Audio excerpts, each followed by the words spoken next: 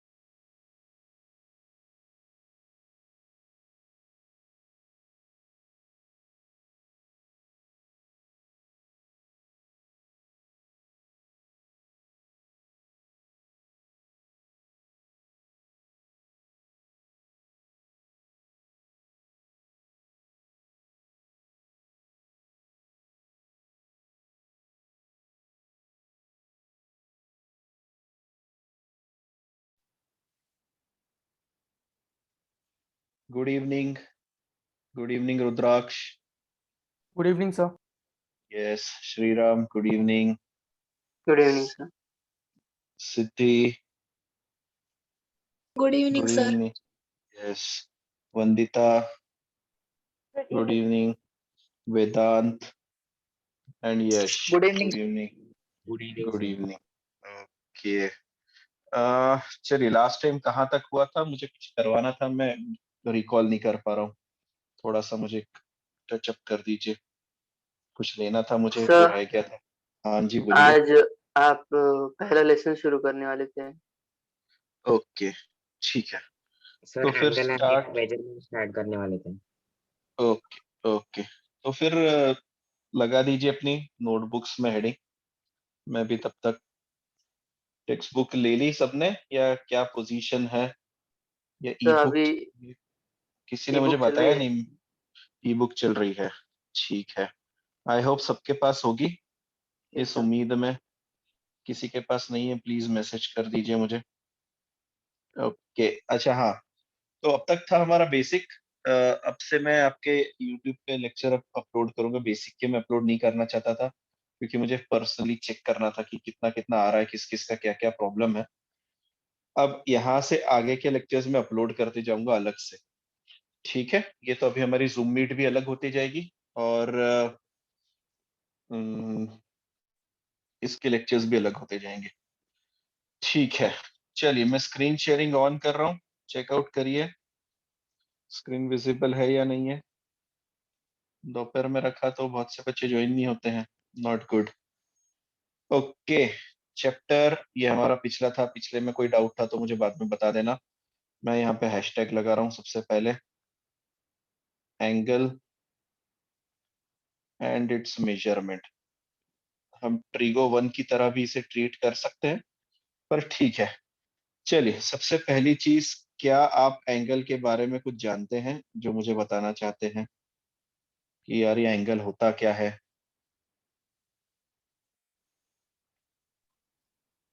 तो बोलिए कोई भी, हाँ जी बोलिए, एंगल तो के बारे में। एंगल एंगल एकदम एग्जांपल यानी 130 डिग्रीज, 90 डिग्रीज, 45 डिग्री, ठीक एक्यूट है, angle, right angle, obtuse angle. नहीं ऐसा नहीं। सबसे पहली चीज आपको एंगल का डेफिनेशन आना चाहिए। Angle हाँ कोई और बोलिए। combination of rays and vertexes. Yes, combination of rays, थोड़ा बहुत सही है, ज्यादा बेटर। तो ऐसा कह सकते हैं हम कि अगर आपके दो रेज हैं जिनका कॉमन वर्टेक्स पॉइंट है, उनके बीच में हमेशा क्या बनता है? एक एंगल बनता है। पहली चीज तो आती है दिमाग में कि सर ये रे क्या बला होती है। तो रे आप पहले से पढ़ के आए हैं। रे एक ज्योमेट्रिक फिगर होता है जिसका एक स्टार्टिंग पॉइंट होता है और उसका एंड पॉइंट नहीं होता। ऐसी चीज को हम रे कहते हैं। ठीक है, जब हम दो रेज को लेते हैं, जैसे कि this is your first ray जिसका नाम मैं दे रहा हूं ओ, और ये ए। इसी तरीके से दूसरी रे जिसका नाम मैंने दे दिया ओ बी। तो ये दो रेज हैं जिनके पेयर बनाए हुए हैं और इनमें कॉमन बात क्या है? सर ये देखो, ये पॉइंट जो है ना दोनों में कॉमन है। तो इन दोनों के बीच का जो अंतर होता है या फिर रोटेशन जो कहते हैं, उसे हम कहते हैं angle. So to be specific, the amount of rotation of a ray, क्या लिख रहा हूं ध्यान से सुनना, amount of rotation which a ray performs, a ray performs is said to be an angle, is said to be an angle। तो जो rotation perform करता है ना कोई भी रे, उसके उसे हम एंगल कहते हैं। बेसिकली शायद से ये आपको वहां पर बताया गया होगा कि amount of rotation which a ray performs is said to be an angle. ये आपको शायद से बेसिक्स में, शायद से 6th स्टैंडर्ड में बताया गया होगा, मुझे याद नहीं है, मैं अच्छा, इतना पीछे नहीं ले जाना चाहता। है ना, ये बताया होगा या नहीं? कोई आइडिया नहीं यस मुझे। सर। ओके, अब इस बार थोड़ा सा नया है, क्या आप लोग टेक्स्ट बुक देख सकते हैं? किस किस को side by side notebook text book खुलते आ रही है? ई बुक है इसलिए मैं पूछ रहा हूँ। ई बुक होगी तो शायद से बहुत से लोगों को नहीं ओपन करते आ रही होगी। यस सर, मैं ओपन कर पाऊंगा। ओके, तो सबसे पहली चीज हैशटैग में लगाइए अपनी नोटबुक में, वहां पर आपको उसने लिखा होगा डायरेक्टेड एंगल। देखिए उसने वहां पर डायरेक्टेड एंगल की डेफिनेशन दी होगी। ठीक है, the ordered pair, the ordered pair O A, और इस तरीके का एरो होगा, कॉमा ओ बी और इस तरीके का एरो होगा, इसका मतलब वो रेज है। ठीक है, बार लगाया हुआ है इसलिए। Together with the rotation, with the rotation of ray OA to the position, to the position of ray OB is called directed angle. अब सर ये नहीं क्या बला गई, is called डायरेक्टेड एंगल। अभी तक तो एंगल बता रहे थे, अब डायरेक्टेड एंगल अलग से नाम क्यों देने की जरूरत महसूस हुई आपको? ये अलग से क्यों नाम दिया गया है? तो देखो भाई क्या होता है, अब हम एंगल को मेजर करना सीख रहे हैं। मेजर तो सर पहले भी कर रहे थे, आप नया क्या सिखाओगे? नया कुछ नहीं सिखा रहे हम, अब एंगल को पॉजिटिव और नेगेटिव बनाना सीखेंगे। अब तक आप क्या करते थे, एंगल बना दिया जाता था, ठीक है, और सेट स्क्वायर रख के अपना प्रोटेक्टर रख के यहाँ पर आप क्या कर रहे थे, एंगल मेजर कर लेते थे, भाई ये 30 डिग्री है, इस तरीके से। अगर ऐसा एंगल दिया रहता तो आप यहाँ पर मेजर कर लेते थे और बोल देते भैया ये 45 डिग्री है। अब आपको ये मेंशन करना पड़ेगा ये प्लस वाला है या माइनस वाला है। क्या कह रहा हूं मैं, एंगल इज वेदर पॉजिटिव और नेगेटिव, अब आपको बताना पड़ेगा। पहली चीज, डायरेक्टेड एंगल के बारे में कह क्या रहा है? कह रहा है कि दो रेस का जब ऑर्डर्ड पेयर बनाया जाता है, ऑर्डर्ड पेयर समझते हैं? किसी को पता है ये ऑर्डर्ड पेयर क्या नाम रहता है? कहीं पे गलती से सुना हो? ऑर्डर्ड पेयर बहुत इंपॉर्टेंट वर्ड है, इसलिए मैं पूछ रहा हूँ। कहीं पे भी पढ़ा होगा ऑर्डर्ड पेयर? No sir. नहीं।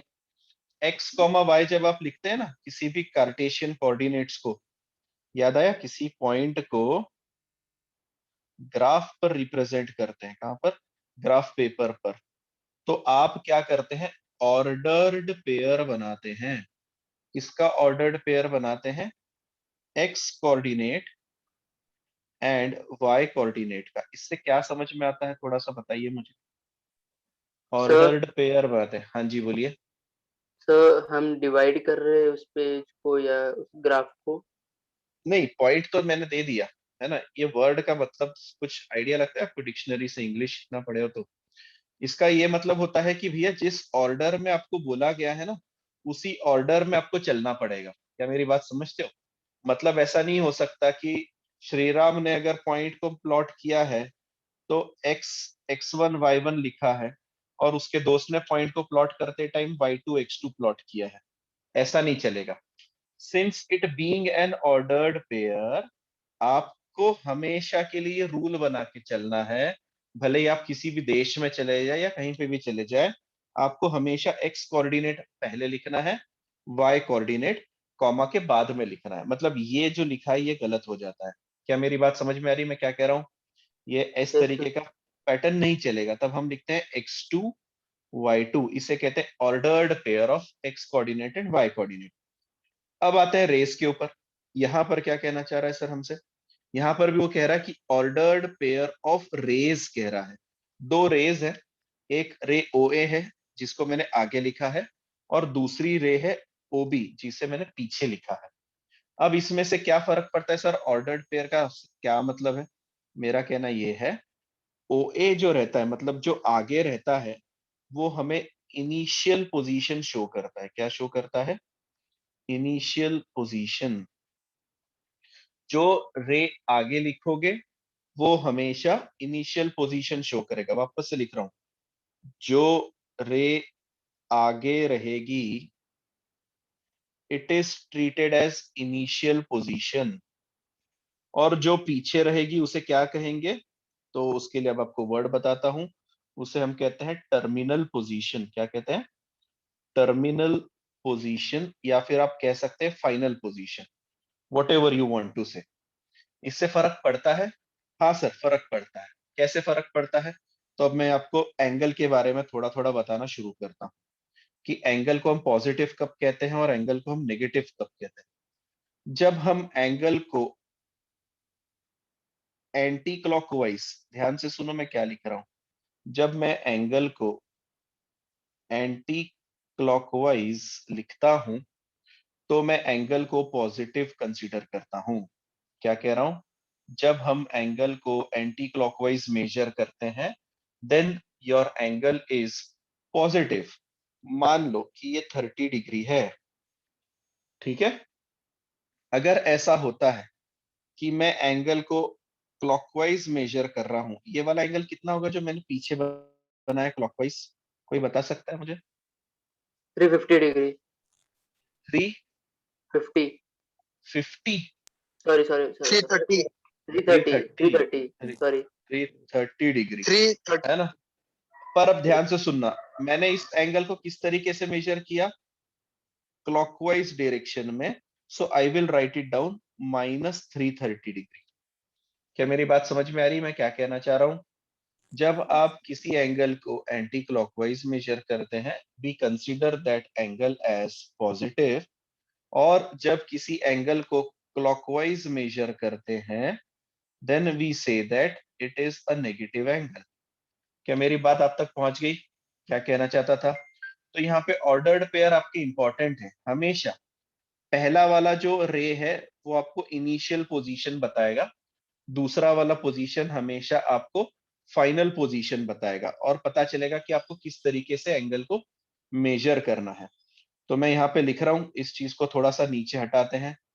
अगर आपके पास टेक्स्ट बुक है तो आप वहां पे भी डेफिनेशन आगे चेकआउट कर सकते हैं, क्योंकि यहाँ पर कहानी खत्म नहीं करी है उसने आगे लिखा है, if rotation of initial ray is anti-clockwise then the angle is positive। तो मैं थोड़ा सा इस चीज को शॉर्ट में लिख देता हूं, हैशटैग लगा देता हूं, नेक्स्ट वाला, if angle is measured anti-clockwise then it is positive, and negative if measured clockwise। I hope इतने से आप चीजों को समझ जाएंगे, ठीक है। उसमें एक और हैशटैग जोड़ दीजिए,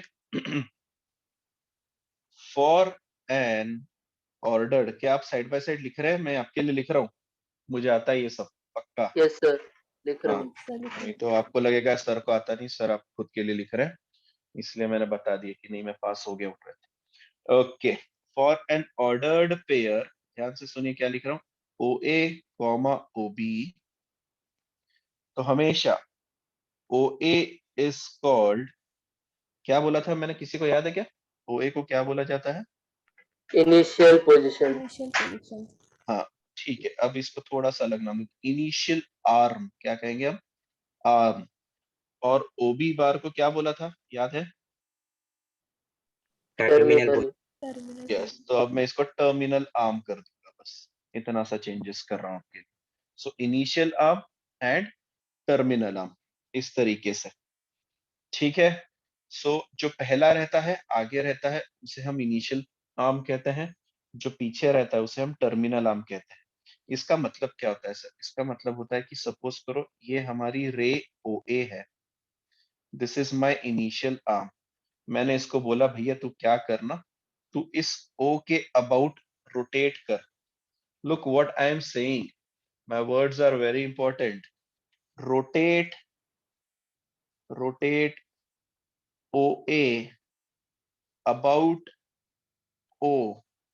अबाउट ओ का मतलब है ओ को फिक्स रखते हुए इसे रोटेट करिए। तो उसने बोला सर किधर रोटेट करें? मैंने बोला एंटी क्लॉकवाइज रोटेट करें, दिस इज इंपॉर्टेंट।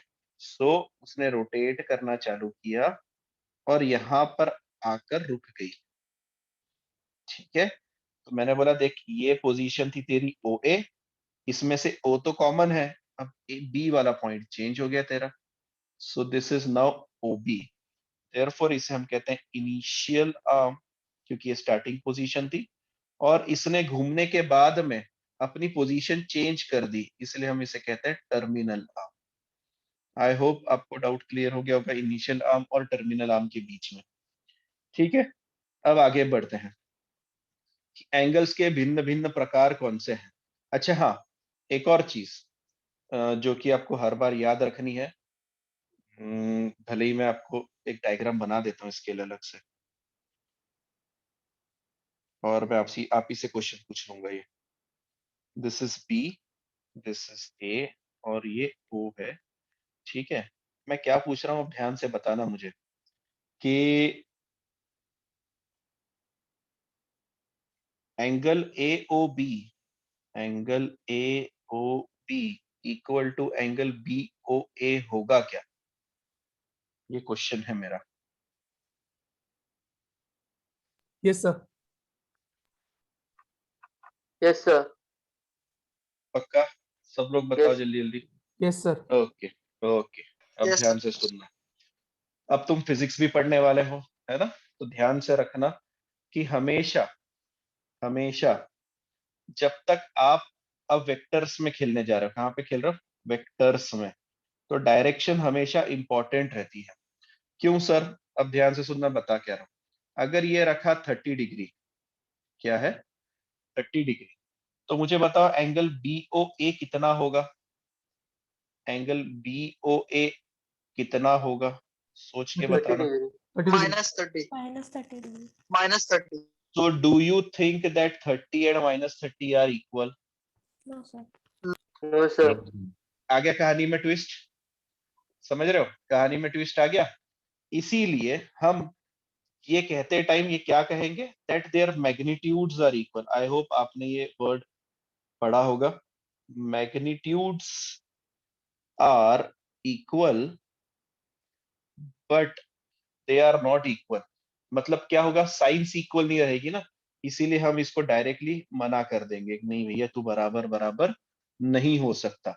अगर सामने वाले ने पूछा, नहीं यार चल मैं डायरेक्शन की बात नहीं कर रहा हूँ, तो बस ऐसे डायरेक्ट बता दे कि क्या ये बराबर होंगे, तो बोलना हाँ सर ऐसे तो बराबर है, पर अगर आप डायरेक्शन की बात कर रहे हैं तो मैं इसको मना कर दूंगा।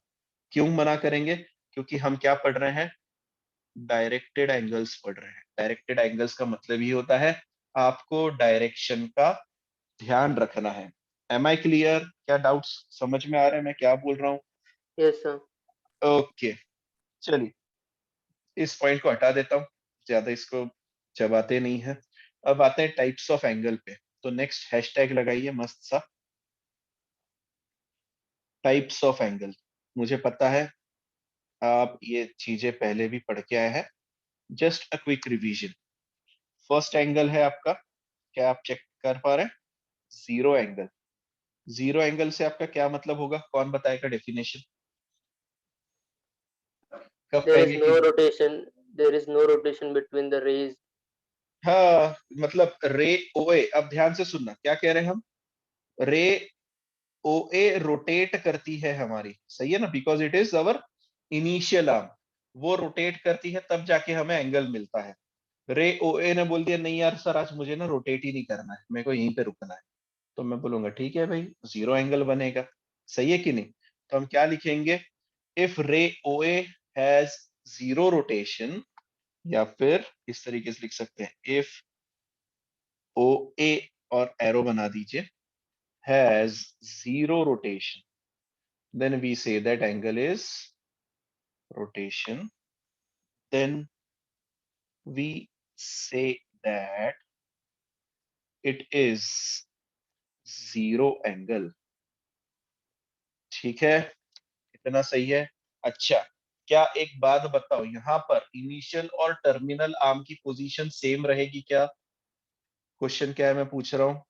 इनिशियल और टर्मिनल Yes, sir. आर्म की पोजीशन यस सर सेम रहेगी। Yes, sir. अगर रे ओ ए यहां पर है तो ओबी भी यहीं पर होगा, और कहाँ जाएगा सर?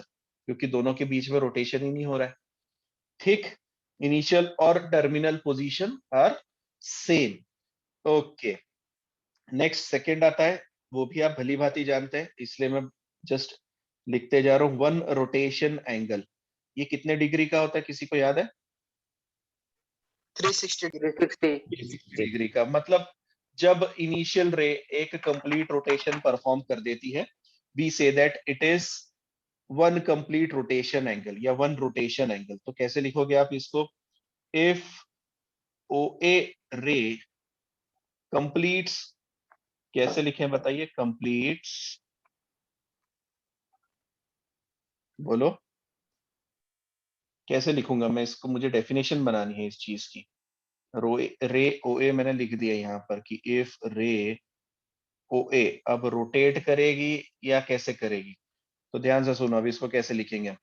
इफ रे coincides with ray OB after one complete rotation,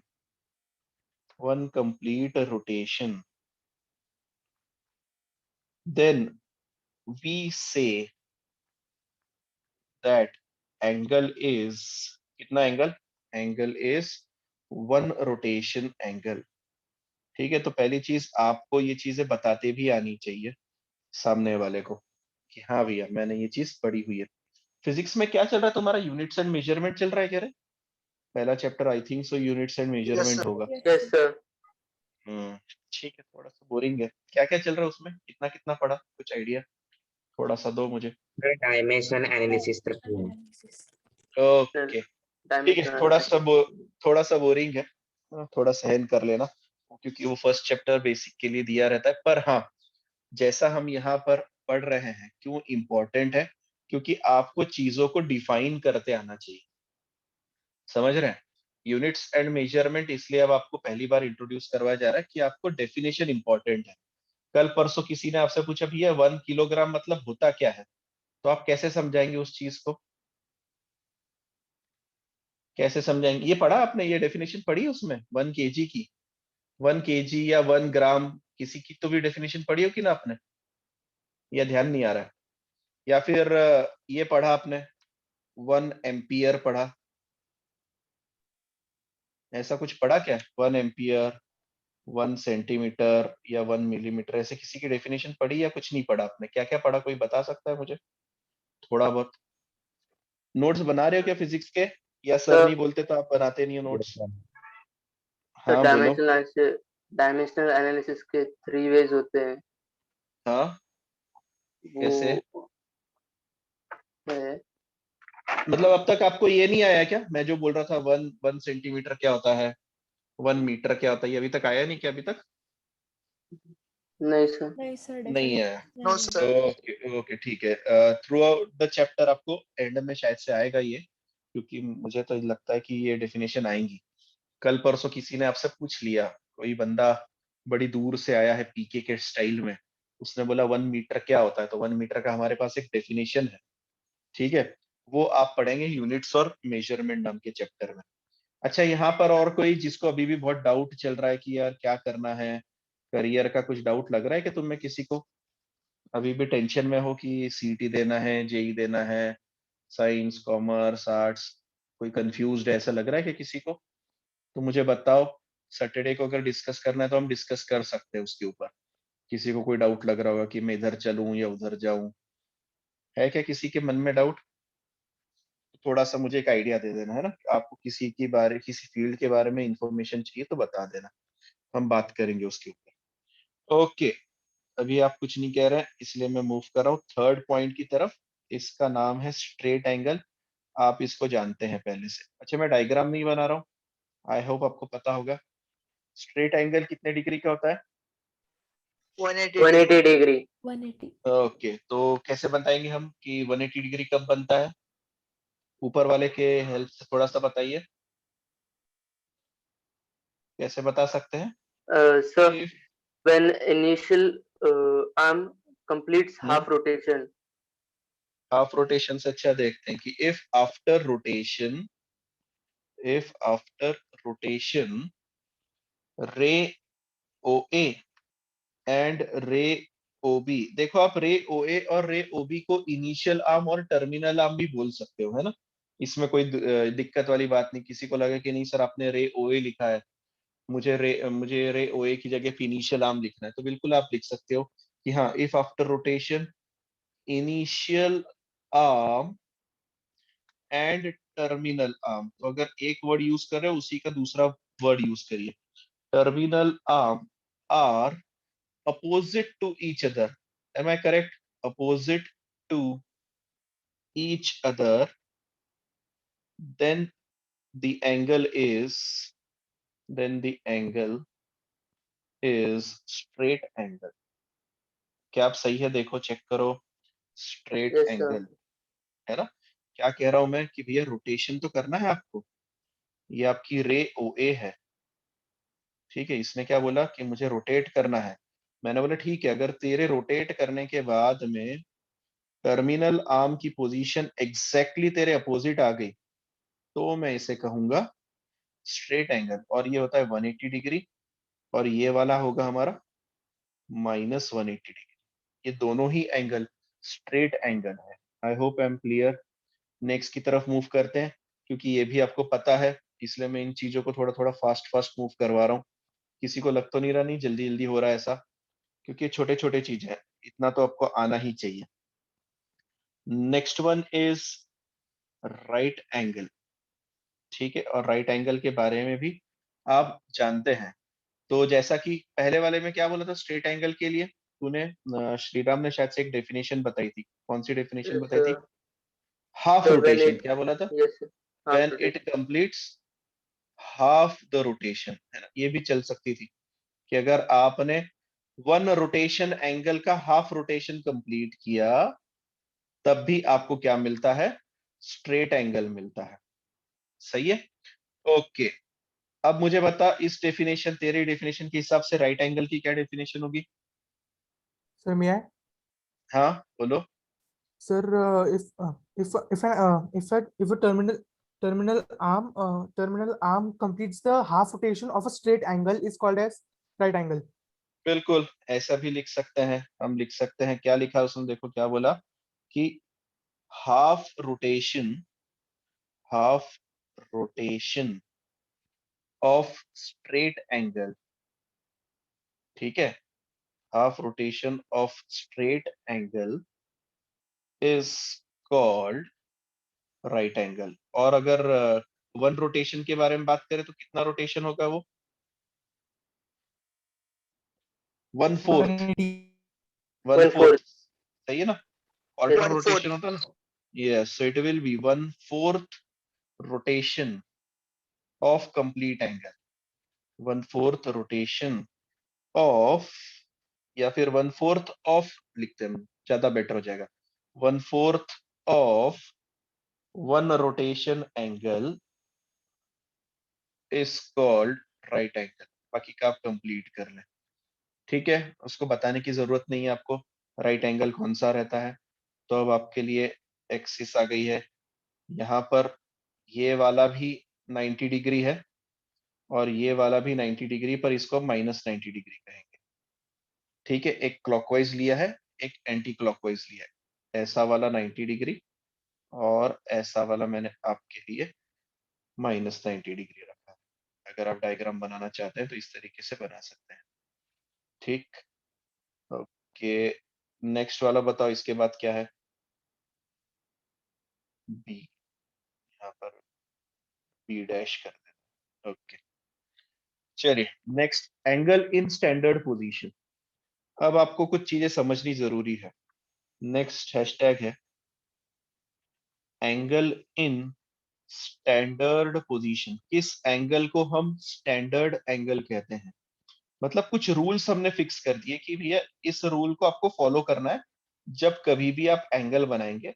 कुछ चीजें स्टैंडर्ड होती है, कुछ जनरलाइज्ड होती है। जनरलाइज्ड का मतलब ये होता है कि आप अपनी मर्जी से, मर्जी चाहे जहां एंगल बना सकते हैं, उस पर आपकी कोई रोक टोक नहीं रहेगी।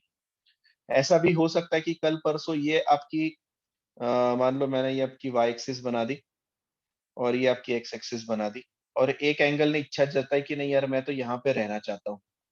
तो मैं बोला भाई ये तेरी इच्छा, तो को जा रहना है, ठीक है, पर ये स्टैंडर्ड एंगल नहीं कहलाएगा, है ना? तू कहीं तो भी जाके हवा में घूमना चालू कर देगा, तो मैं उसको स्टैंडर्ड एंगल नहीं कहूंगा।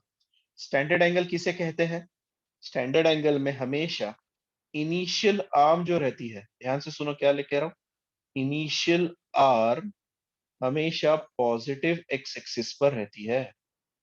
बहुत ही इंपॉर्टेंट है, पॉजिटिव एक्स एक्सिस की तरफ रहती है। क्या आपको पता है पॉजिटिव एक्स एक्सिस किस तरफ रहती है, राइट साइड या left side? Right side. Right side में। तो हमेशा ध्यान में रखना, जब कभी भी आप एंगल बनाओगे, और अगर आपने नोट डाउन किया कि इसकी इनिशियल आर्म जो है वो अलोंग एक्स एक्सिस है, ये वाली ओ एक्स के अराउंड है, और इस तरफ हम एक्स डैश लिखते हैं, ऊपर वाई रखते हैं, नीचे वाई डैश रखते हैं। तो जब कभी भी आपकी initial arm positive x axis पर हो and vertex is at origin, vertex कहां पर हो? ओरिजिन पर हो, उसी एंगल को मैं स्टैंडर्ड एंगल कहूंगा। अन्यथा मैं उसे स्टैंडर्ड एंगल कहने से मना कर दूंगा। एग्जाम्पल के तौर पर अगर कल परसों ऐसा रहा OA एंड OB, तो तुम्हें लगता है कि AOB एंगल स्टैंडर्ड एंगल है क्या? सोच के बताओ। No, sir. नहीं है। Angle AOB is not standard angle. ठीक है, स्टैंडर्ड एंगल के लिए दो condition, initial arm positive x axis पे होनी चाहिए और वर्टेक्स हमेशा ओरिजिन पे होना चाहिए। बाकी एंगल आप बनाना चाहे वहां पर बना सकते हो, उसपे कोई रोक टोक नहीं है कि ऐसा नहीं कि वो ओरिजिन छोड़कर नहीं बन सकता, ऐसा किसी ने मना नहीं किया हुआ। कल परसों एंगल ऐसा भी बन सकता है, पता है तुमको? इधर भी एंगल बनता है कि नहीं बनता? मैंने यहाँ पे बोला 30 डिग्री, और ये रही आपकी रे OB। इसको थोड़ा सा एक्सटेंड करके यहाँ पे OA बना देता। OA नहीं करते हम, यहाँ पे क्या कर देते हैं, C कर देते हैं, CA एंड CB। तो तुम्हें क्या लगता है एंगल ACB क्या स्टैंडर्ड एंगल होगा क्या? नहीं होगा। No. नहीं होगा No, ना, sir. It is not standard angle. क्यों नहीं है? यहाँ पर इनिशियल आर्म तो है सर एक्स एक्सिस पर इसकी वर्टेक्स C है जो कि ओरिजिन पर नहीं है, इसलिए मैं उसे स्टैंडर्ड कहने से मना कर दे रहा हूँ। क्या ये डाउट क्लियर हो गया आपको? स्टैंडर्ड पोजीशन एंगल कौन सा रहता है?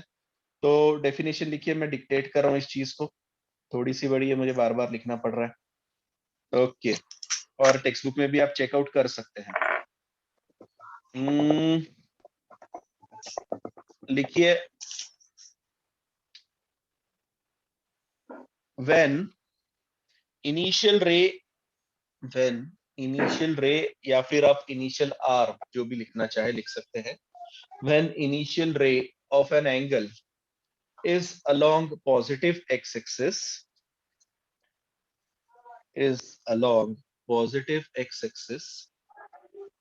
and vertex is at origin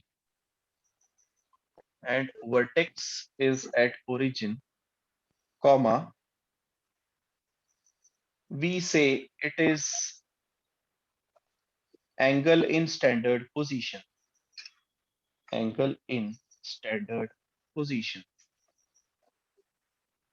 ठीक। इसके बाद आता है क्वाड्रेंटल एंगल, मैं उसके पास नहीं जा रहा हूं, मैं उस चीज को स्किप कर रहा हूं। अच्छा, मैं इसका नंबर देना चाहे तो नंबर दे सकते हैं, 4 था तो इसको 5th बोल दिया तो भी चलेगा। 6th सिर्फ आप हेडिंग लगा के रख दो, छोड़ दिया तो भी चलेगा। क्वाड्रेंटल एंगल, कोई बता सकता है क्वाड्रेंटल एंगल क्या होता है? अच्छा, क्वाड्रेंट वर्ड सुना है क्या किसी ने? क्वाड्रेंट सर अलग अलग क्वाड्रेंट्स में होगा Yes, ग्राफ हाँ, के। क्वाड्रेंट क्या होता है पहले ये बताओ मुझे, पहले इस चीज के सर बारे में बात। क्वाड्रेंट मतलब जो जो ग्राफ में हम 4 पार्ट्स में ग्राफ को डिवाइड करते हैं, डिवाइड करते तो हैं, उसे ओके। उसके जो पार्ट्स बनते हैं उसे क्वाड्रेंट कहते हैं। हाँ, तो देखो ध्यान से, क्वाड्रेंट ये आपका फर्स्ट क्वाड्रेंट रहता है, आपको पता है क्या? इधर आपको फर्स्ट क्वाड्रेंट रहता है जो रहता है 0 से लेकर 90 डिग्री तक। 90 से 180 तक का जो रहता है उसे हम सेकेंड क्वाड्रेंट कहते हैं। 90 से 270 का जो रहता है उसे हम थर्ड क्वाड्रेंट कहते हैं। और 270 से 360 जो जाता है उसे चतुर्थ क्वाड्रेंट कहते हैं। ठीक है, ये ध्यान में रखिए। अब क्वाड्रेंटल एंगल का क्या मतलब होता है? तो क्वाड्रेंटल एंगल में हमेशा ध्यान रखिए, मैं सिर्फ शॉर्ट में लिख देता हूं ताकि आप समझ जाए। इनिशियल आर्म जो रहती है वो तो पॉजिटिव एक्स एक्सिस पे रहती है ना, या फिर एक प्रॉपर वर्ड कहें तो क्वाड्रेंट्स के आर्म पे लाई करती है। क्या लाई करती है? whose initial and terminal arm lie on the quadrants। तो मैं ध्यान से लिख देता हूँ, स्टैंडर्ड एंगल लिख रहे हैं हम इसलिए। स्टैंडर्ड एंगल के लिए सबसे पहली चीज क्या होनी चाहिए बताओ फटाक से? इनिशियल आर्म कहाँ रहेगी?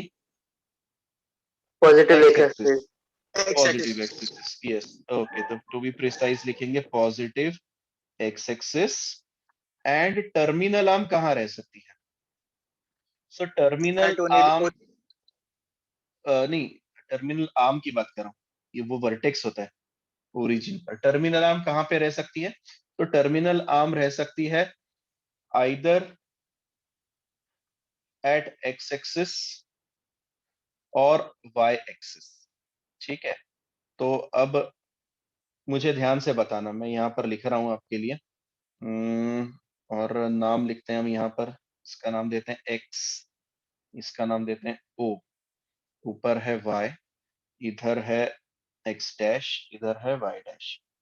ठीक है, मुझे ध्यान से सोच के बताना, X O Y, angle X O Y, क्या ये क्वाड्रेंटल एंगल होगा? Yes, sir. क्वाड्रेंटल एंगल की डेफिनेशन क्या कही हमने कि जिसकी इनिशियल आर्म तो एक्स एक्सिस पे रहेगी, टर्मिनल आर्म आइदर इधर या इधर या इधर या इधर कहीं पर भी हो सकती है। ठीक है, तो मुझे एक बात बताओ जल्दी जल्दी, पहला वाला तो हो गया, क्वाड्रेंटल एंगल है। ठीक है, दूसरा वाला कौन सा रहेगा? एक्स ओ एक्स डैश, क्या ये क्वाड्रेंटल एंगल बनेगा? Yes, sir. Yes Yes, sir, sir. बनेगा। Angle X O Y dash, angle X O Y dash, Yes, sir. Yes, sir. Yes, quadrantal angle. तो अब आपके दिमाग में क्लियर हो गया कि ये क्वाड्रेंटल एंगल कौन होते हैं। अगर आप डायग्राम से दिखाना चाहते हैं तो इस तरीके से दिखा सकते हैं, ये वाला, ये वाला, ये वाला, ये वाला, ये सारे क्वाड्रेंटल एंगल्स हैं। ठीक है, पॉजिटिव नेगेटिव बात की बात। मूव करता हूँ नेक्स्ट पार्ट की तरफ, जो कि आपको कह दे तो 7th वाला लिखते हैं हम, इसका हेडिंग लगाते हैं, इट इज को terminal angle. Actually type of angle में तो नहीं आता, पर ठीक है, को टर्मिनल एंगल्स आपने पढ़ा हुआ है इसके बारे में पहले से ही? को टर्मिनल एंगल्स बोलिए।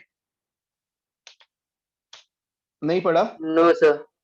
नहीं पढ़ा, ठीक है, तो लिखो इसकी डेफिनेशन फटाफट आपकी नोटबुक में। Directed angles, directed angles with different amount of rotation, with different amount of rotation, but having same positions, but having same positions of initial and terminal arms, initial and terminal arms is called, या फिर are called, to be precise, are called co-terminal angles। ठीक है, एक example ले रहा हूं, ये आपकी रे ओ ए और ये आपकी रे ओ बी। रे ओ ए रोटेट करके इस पोजीशन पर गई और ये आपको 30 डिग्री का एंगल मिला। आगे चलकर इसकी इच्छा हुई कि मैं क्या करता हूँ ना, एक कंप्लीट रोटेशन और करके वापस से यहाँ पर आता हूँ। अब एंगल कितना घूम के आ गया, मुझे वापस से बताओ, यहाँ पर रोटेशन कितना हुआ ओ ए का, ओ ए का रोटेशन कितना हुआ, मतलब यहाँ पर One एंगल कितना rotation. बन, नहीं, वन रोटेशन ओबी से हुआ ना। ओए का कितना रोटेशन हुआ? ओए का तो पहले का 30 डिग्री और फिर 360 डिग्री, मतलब कितना, 390 डिग्री का। अगर तुमने नोटिस किया तो 390 डिग्री और 30 डिग्री, इन दोनों के इनिशियल आर्म्स और फाइनल आर्म्स दोनों सेम सेम है। ठीक है, पर आप बता नहीं पाएंगे, अगर मैंने इतना बड़ा रोटेशन शो नहीं किया रहता तो क्या बता पाते कि यार ये दोनों एंगल अलग अलग है? नहीं सर, आपको पूरा दिखाना पड़ेगा कि नहीं ये रोटेट करके आया है, मतलब इतना बड़ा रोटेशन, इसको हम कहेंगे 360 390 डिग्री, इतने बड़े रोटेशन को हम कहेंगे 390 डिग्री।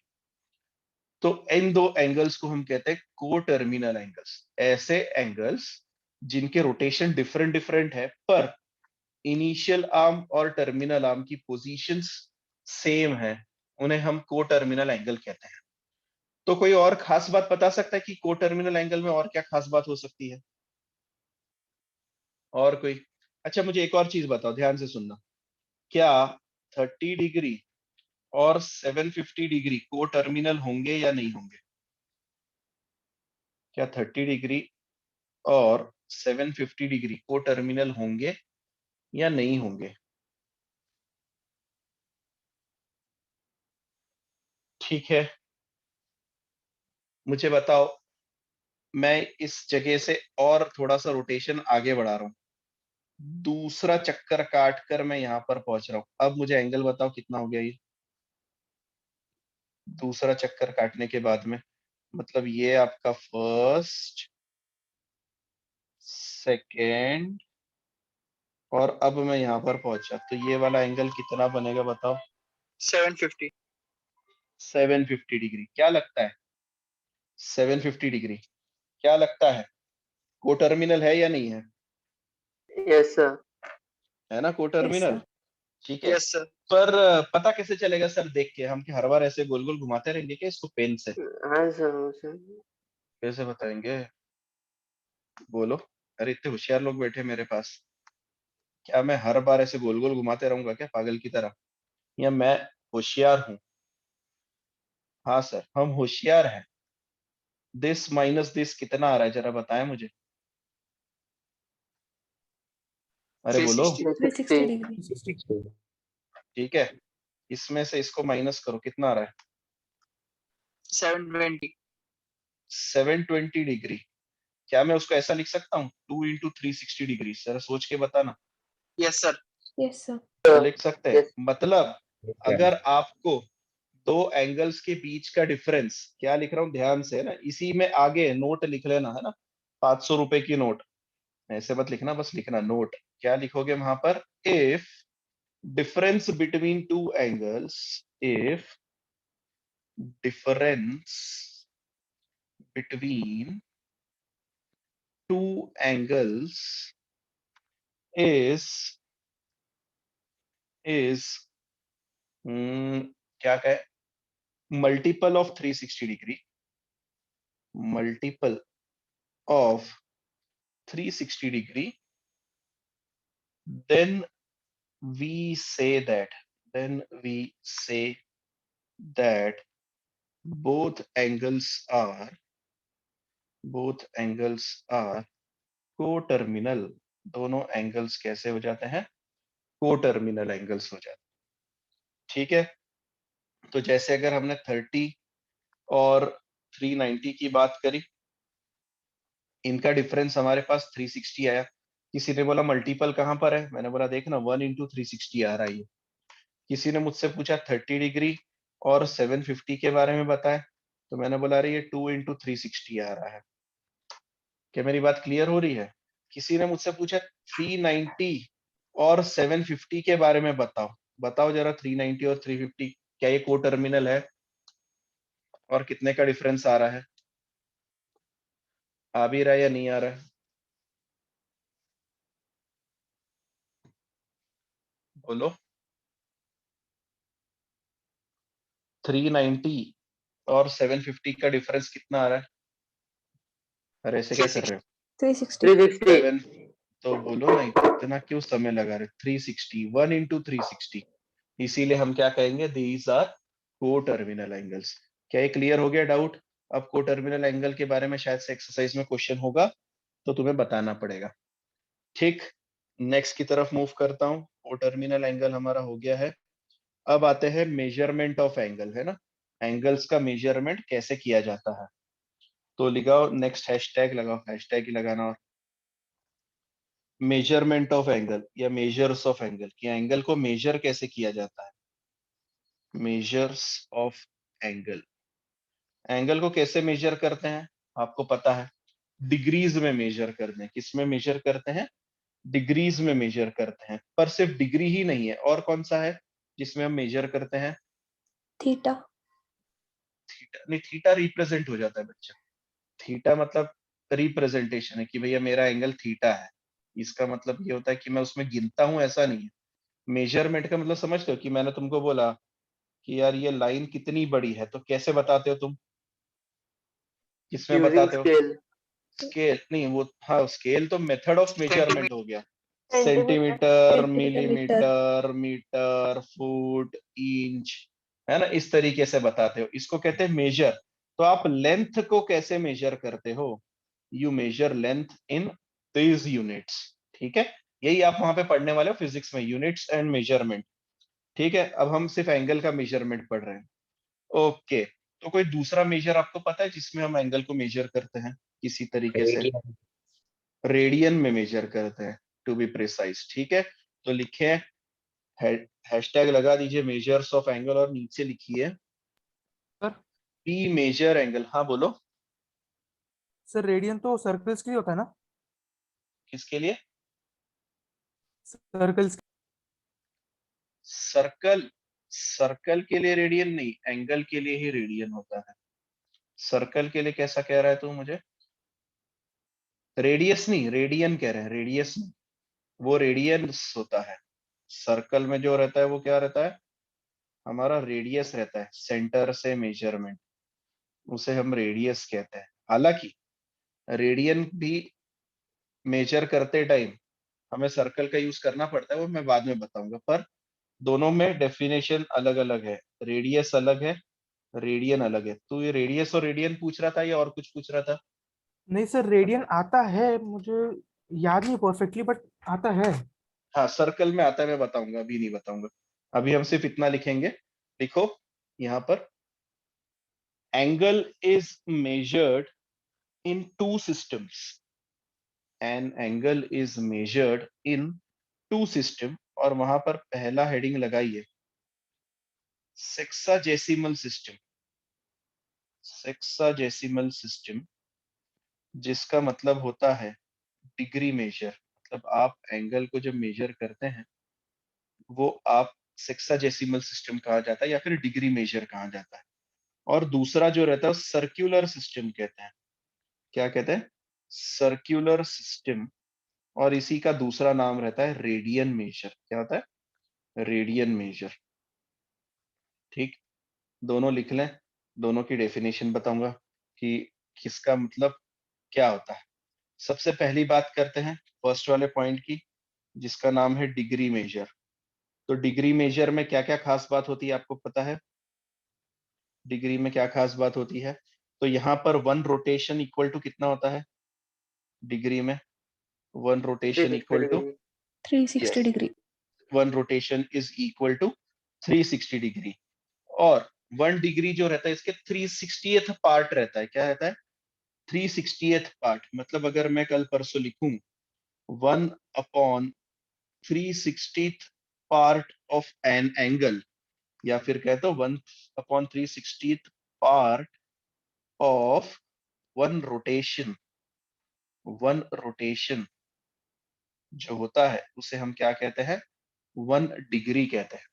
पर कहानी यहाँ पर नहीं रुकती है, ये कहानी और आगे जाती है। हम इसके और छोटे छोटे टुकड़े करते हैं। ठीक है, हम क्या करते हैं? इसके और छोटे छोटे टुकड़े करते हैं। हम क्या करते हैं? इस 1 डिग्री के भी और छोटे टुकड़े करते हैं और उसको दिखाते हैं कि भैया अगर 1/60 से 1 डिग्री को डिवाइड किया जाए तो हमें मिलता है 1 मिनट। क्या मिलता है? 1 मिनट। पढ़ने का तरीका 1 मिनट। ठीक, और अगर मैं 1/60 1 मिनट के करता हूं, लिखना नहीं चाहते हो थोड़ी देर के लिए रुक जाओ, पहले पूरा समझ लो फिर लिखना, मैं इसको और थोड़ा शॉर्ट में समझा दूंगा। ठीक है, अगर 1 मिनट के भी और टुकड़े करते, कितने टुकड़े करने? 60 टुकड़े करने। 1/60 का मतलब समझते तुम? 1 मिनट के 60 टुकड़े करना, 60 इक्वल टुकड़े टू बी प्रिसाइज। जब मैं 1 मिनट के और 60 टुकड़े करता हूं तो मुझे मिलता है 1 सेकेंड, और उसको मैं 2 डंडियों से डिनोट करता हूं और इसे लिखते हैं 1 सेकेंड। क्या मेरी बात समझ में आ रही? ये किसकी तरह डिनोट करता है यार?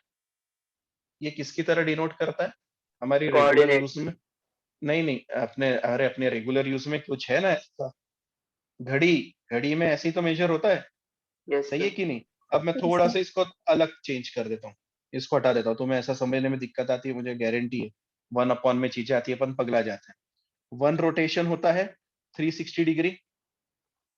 1 डिग्री होता है 60 मिनट। 1 मिनट होता है, सॉरी, हाँ 1 मिनट बनता है 60 सेकेंड से। कोई मुझे बताएगा कि 1 मिनट को और किससे डिनोट किया जा सकता है या किया नहीं जा सकता?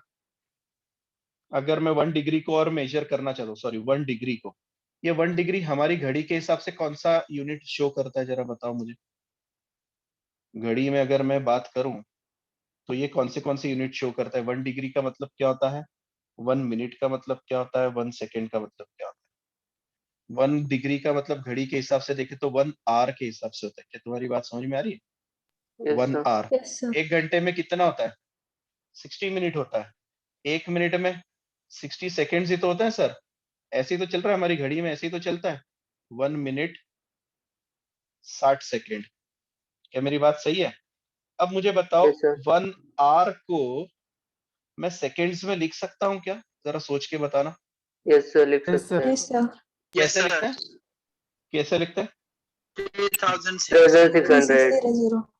तो मैं लिख दूं यहाँ पर 1 डिग्री का मतलब भी 3600 सेकेंड्स होगा। सोच के बताओ। Yes, sir. Yes, sir. होगा, Yes, है sir. ना? तो ध्यान में रखना, बिल्कुल घड़ी के हिसाब से चल रहा है, बस हमने उसको डिग्री, मिनट और सेकेंड्स में डिवाइड कर दिया है। इसमें डिवाइड कर दिया डिग्री, मिनट और सेकेंड में। एक और चीज नीचे यहाँ पर लिख लेना, 1 degree is equal to 3600 seconds.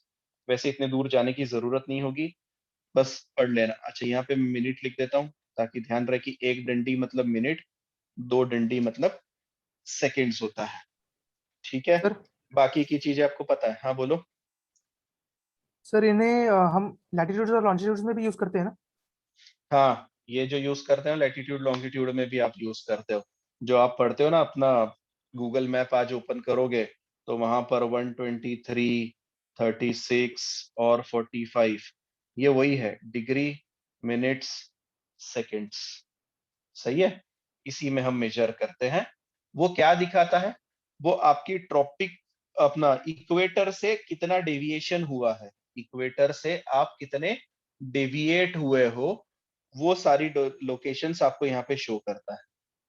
और परफेक्ट है जो तूने बताया, ये परफेक्ट, डिग्री, मिनट और सेकेंड आप ये वहां पर पहली बार चेक करते हो। जब आप गूगल मैप ओपन करेंगे तब आपको दिखेगा ये फर्स्ट टाइम। सर जब ठीक भी है, मैं वो कोऑर्डिनेट्स देखता था तो मैं यही सोचता क्या है ये एग्जैक्टली, ये क्या था? पता क्या है? अब ये पहली बार आया है, आज इंट्रोडक्शन हुआ है आपको। अभी आगे जाकर और पढ़ेंगे उसको, है ना? अभी नहीं, अभी हमारे लिए इतना काफी है। Okay, now we will move to circular system. Circular system का घर का नाम रेडियन मेजर। हमें रेडियन मेजर पता है, इसलिए मैं रेडियन मेजर लिखूंगा। ठीक है, रेडियन मेजर में 1 रेडियन जो रहता है ना, ध्यान से सुनना। पहली चीज मैं एक सर्कल ड्रॉ कर देता हूँ, फिर मैं आपको एक रेडियन का डेफिनेशन दूंगा। ये आपका सर्कल है, ये आपकी रेडियस है। ठीक है, दिस इज आर। और आप ये भी मानते हैं कि ये भी आपका क्या रहेगा? आर रहेगा। अगर कभी ऐसा होता है, ये है ओ ए और ये है ओ बी, रे ओ ए रोटेट करती है। क्या करती है? रोटेट करती है। और जब वो रे ओबी तक पहुंचती है तो उसको ध्यान में आता है कि उसने, ध्यान से सुनना मैं क्या बोल रहा हूं, जो आर्क, आर्क समझते हो, ये आर्क रहती है जिसके ऊपर मैंने ऐसा शेडोड पार्ट बनाया ना, जिगजैग लाइन बनाई, उसे हम क्या कहते हैं? Arc A B. I hope आपको आर्क के बारे में पता होगा। आर्क को रिप्रेजेंट करने का एक और तरीका रहता है, इस तरीके से। ठीक है, आर्क ए बी। अच्छा, मुझे एक बात बताओ, ये इसे क्या कहूंगा मैं? इसे क्या कहूंगा मैं? जिसको मैंने शेड किया, पिज्जा का जो पार्ट मिलता है आपको, क्या मिलता है? जो पिज्जा आप खाते हो, उसका एक स्लाइस उठाते हो, उसे हम क्या कहते हैं? जिसपे पूरा मसाला लगा रहता है। एक्शन। फ्रैक्शन नहीं, फ्रैक्शन अलग बात है। Sector. Sector, Center. सेक्टर कहते हैं। क्या कहते हैं इसे? सेक्टर। This is sector.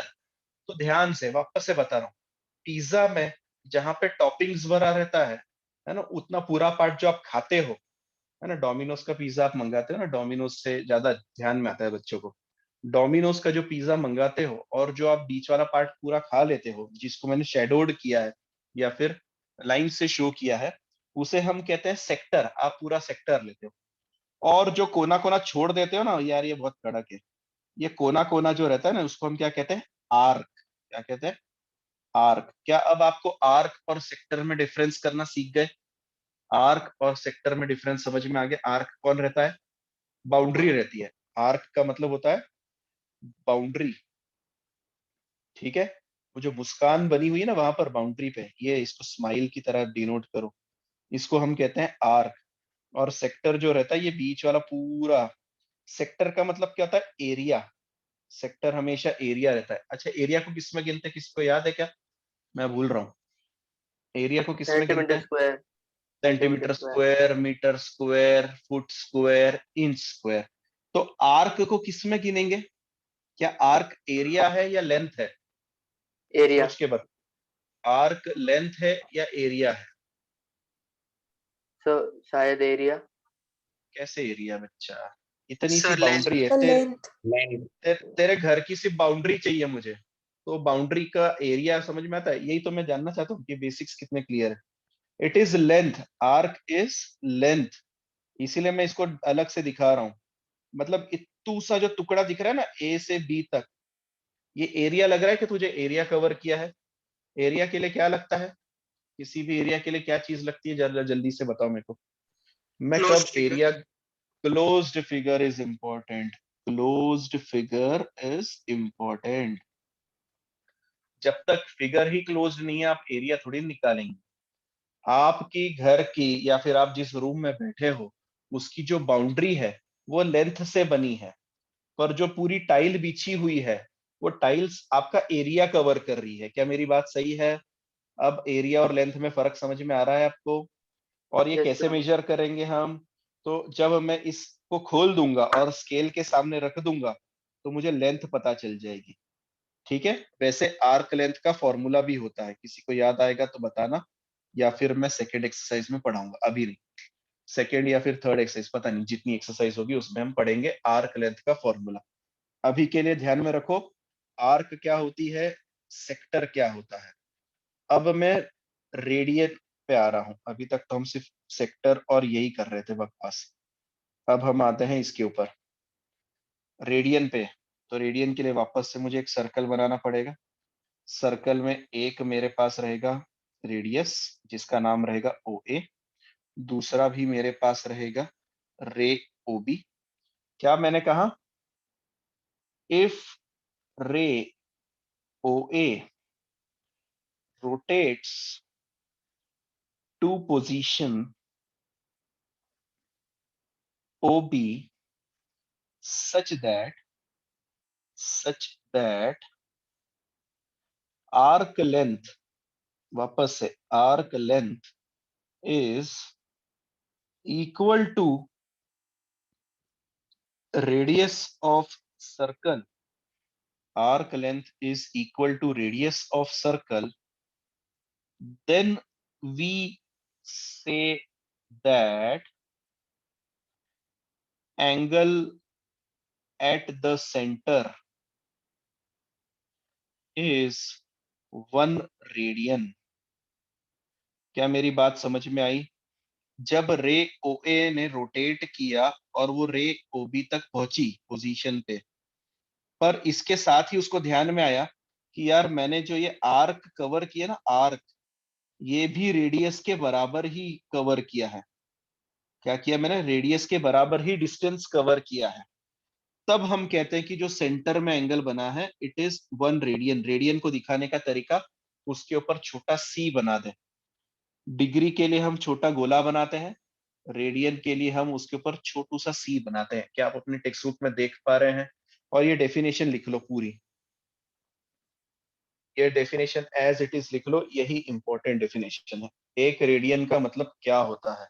अगर रे ओ ए रोटेट करके रे ओ बी तक पहुंचती है और उसको ध्यान में आ जाता है अचानक कि अरे मैंने तो रेडियस के बराबर का ही अंतर कवर कर लिया है, तो हम कहते हैं कि भैया आप क्या हो, आपने सेंटर पर 1 रेडियन का एंगल बना दिया है।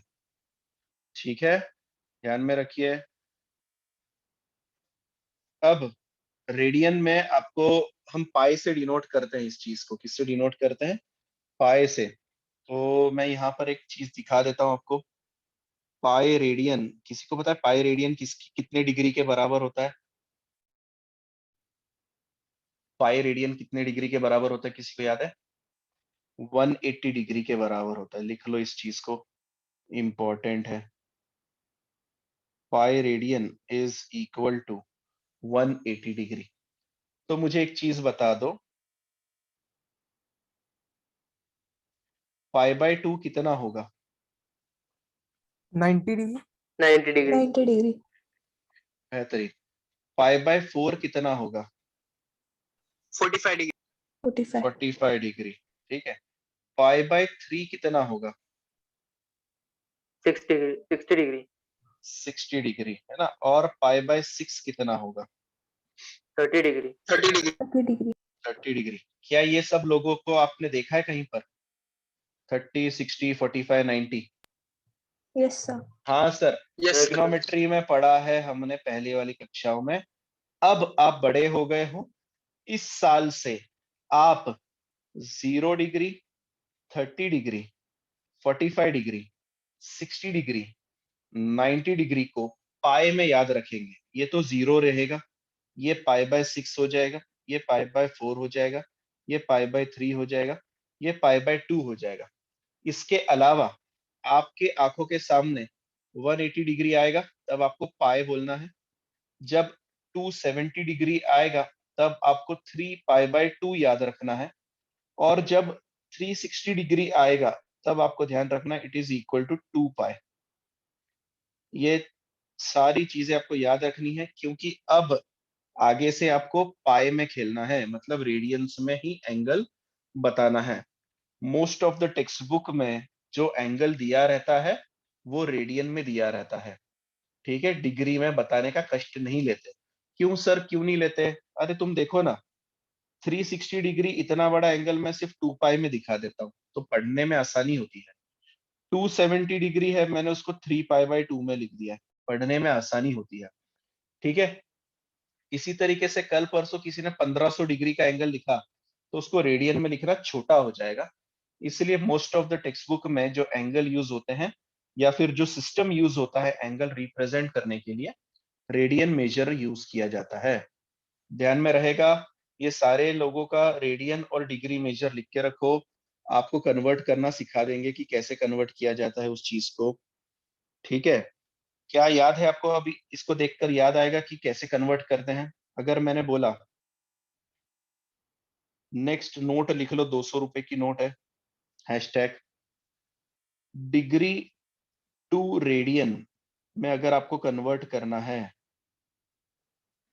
अगर आपको डिग्री से रेडियन में कन्वर्ट करना है, देन मल्टीप्लाई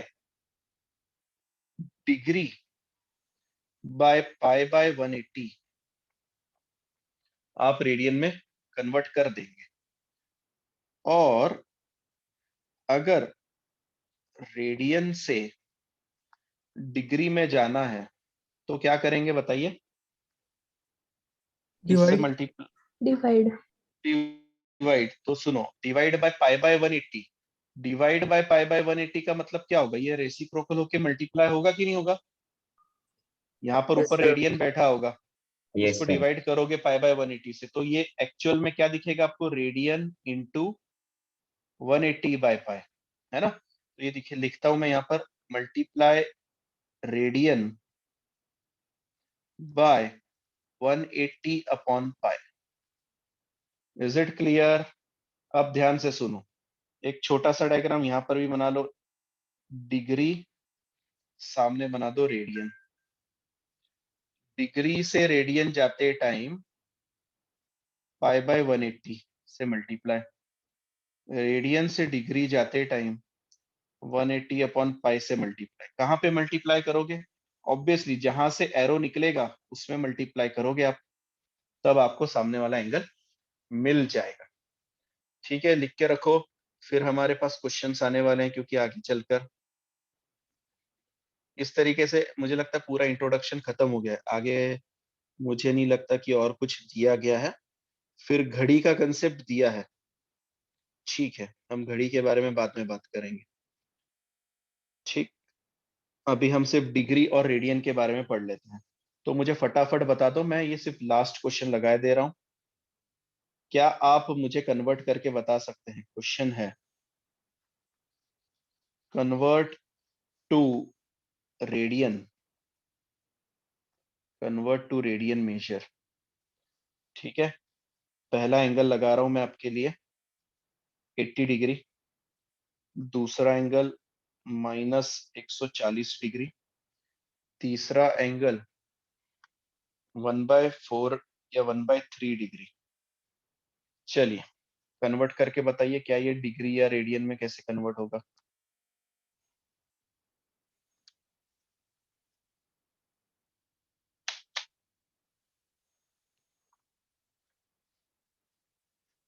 और इतना करके हम स्टॉप कर देंगे अभी।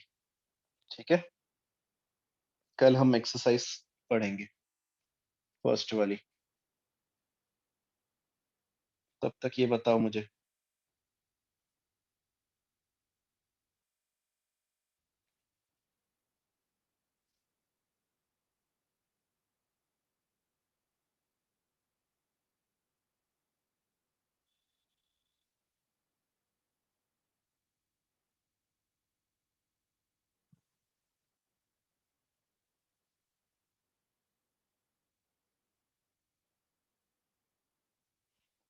बताओ 80 डिग्री को रेडियन में कैसे कन्वर्ट करेंगे जल्दी से।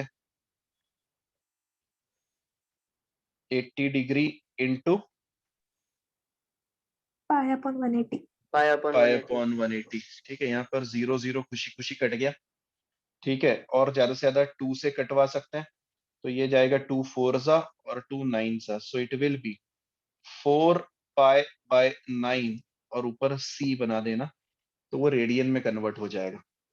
सर हमें पाई की वैल्यू ठीक चेंज नहीं करनी 3.14 या फिर 25 नहीं नहीं नहीं, मत डालो मत डालो, हमें सिर्फ इतना ही लिख के छोड़ देना है। जैसा मैंने तुम्हें बताया 60 डिग्री को आपने क्या लिखा था, पाई बाय 3 लिखा था कि नहीं, उसी तरीके से 30 डिग्री को पाई बाय 6 लिखा। अब हम सिर्फ पाई में ही रखेंगे, क्योंकि पूरा कंसेप्ट का मतलब ही ये है ना, पाई में कन्वर्ट करना है, क्योंकि छोटा हो जाता है वो। अगर वापस से 22/7 करोगे तो वापस बड़ा हो जाएगा वो सब। इतना ही रख के छोड़ देना है, समझ गए। 140 डिग्री को क्या करेंगे, -140 डिग्री को वापस से -140 डिग्री इंटू पाई बाय 180, वापस ये कटेगा, ऊपर आएगा 7, नीचे आएगा 9, and it will be -7 pi by 9 radian. That's it, इतना ही करके छोड़ देना है। ठीक है, अगला लास्ट वाला बता दो फटाक से। 1/3 है तो 1/3 को क्या लिखेंगे, 1/3 इंटू पाई बाय 180। कितना होता है भैया ये, पाई अपॉन बोलो 540 radian. Yes, sir. Yes sir. ठीक है, तो इस तरीके से तुम कन्वर्ट कर सकते हो, है ना। तो कल हम एक्सरसाइज स्टार्ट करेंगे। अगर मुझे कुछ लगता है क्वेश्चंस देने हैं तो मैं लगा दूंगा तुम्हारे असाइनमेंट में। यहाँ तक के लिए इतना सफिशिएंट था, बाकी का बचा हुआ कल कंप्लीट करेंगे। आज मैंने तुमसे कोई क्वेश्चन नहीं पूछा है, ठीक है। तो कल सवेरे एज यूजुअल जो 9 बजे का टाइमिंग है उसी टाइम पर ज्वाइन करना, है ना। मैं बाकी का सब व्हाट्सएप ग्रुप पे डाल दूंगा, और सेम लिंक यूज करनी है आपको हर बार। ठीक, अच्छा क्या आप क्लास ऐप पर लिंक ढूंढ सकते हैं अनाउंसमेंट सेक्शन में। यस वैसे सर। मैं अभी हाल Yes, फिलहाल sir. रेगुलर डालूंगा, पर आपको पता होना चाहिए कि अनाउंसमेंट सेक्शन में भी मैंने लिंक अपलोड करके रखी हुई है। उसी के साथ आप ज्वाइन कर सकते हैं बार बार। अगर आप भूल गए, कभी मैं भी डालना भूल गया तो याद रखें। चलो bye Yes, sir. Bye, sir. Bye Bye. Sir. Bye.